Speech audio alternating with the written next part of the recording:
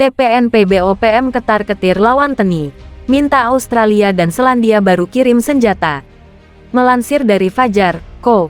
ID Panglima TNI Yudo Margono menaikkan status di Papua menjadi siaga tempur. Gerakan Papua Merdeka atau Organisasi Papua Merdeka (OPM) atau disebut kelompok kriminal bersenjata (KKB) meminta pemerintah Australia dan Selandia Baru untuk membantu dan mengirimkan senjata. Panglima TNI Yudo Margono menaikkan status di Papua menjadi siaga tempur pasca penyerangan markas TNI di Ndugama, Sabtu tanggal 15 April tahun 2023. Penyerangan markas TNI oleh kelompok kriminal bersenjata atau KKB menewaskan prajurit TNI.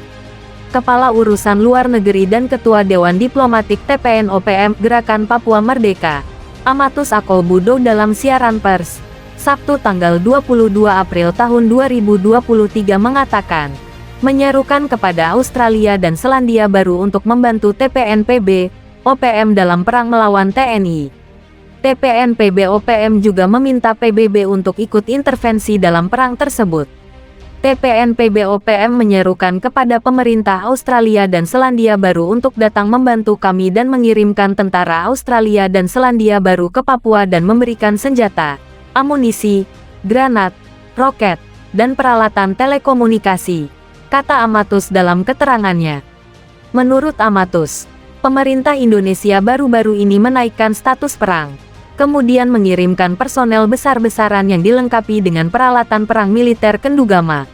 Oleh karena itu kami juga menyerukan kepada negara-negara anggota PBB yang memang memberikan bantuan militer ke Ukraina. Sekarang saatnya memberikan bantuan yang sama kepada TPNPB-OPM untuk mencari jalan kemerdekaan Papua Barat, tutur Amatus.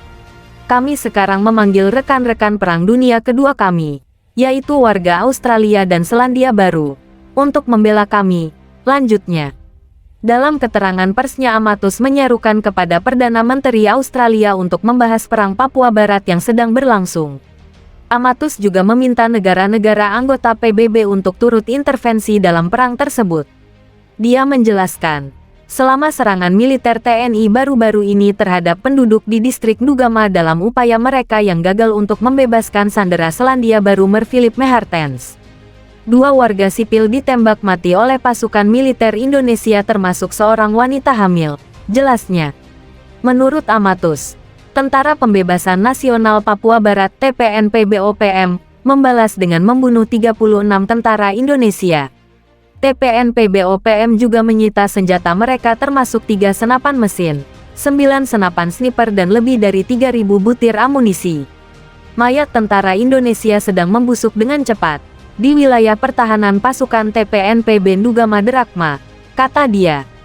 TPNPB lanjut Amatus akan mengizinkan TNI mengambil jenazah mereka.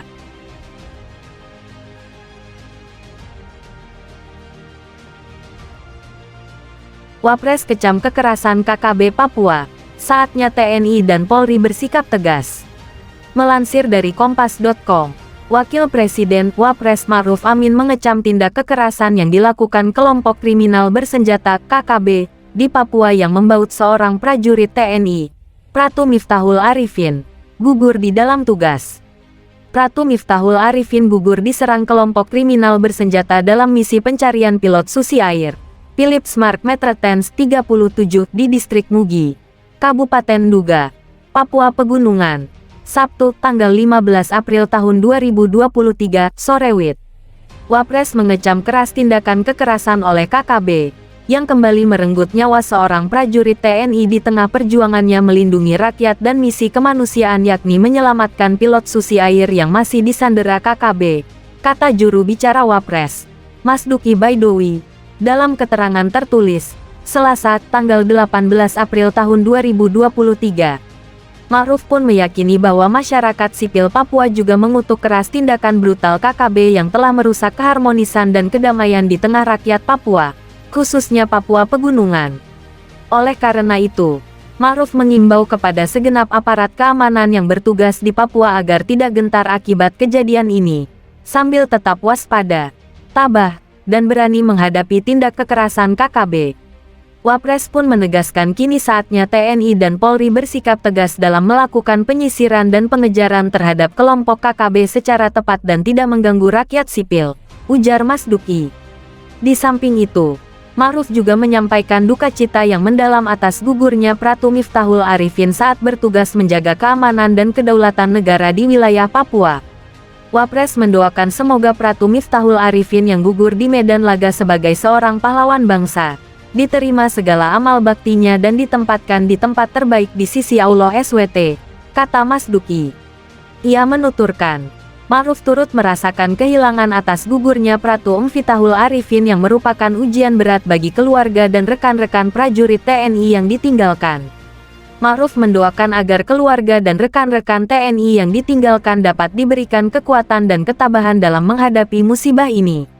Ma'ruf berharap, keberanian, pengabdian, dan pengorbanan Pratu Miftahul Arifin dapat menginspirasi dan memotivasi semua pihak untuk berjuang menciptakan kedamaian di Papua.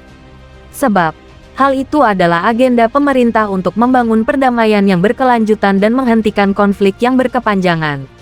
Wapres yakin, semangat patriotisme dan cinta tanah air yang telah diwariskan oleh Pratu Miftahul Arifin akan tetap melekat dan terus hidup dalam diri kita semua, ujar Mas Duki.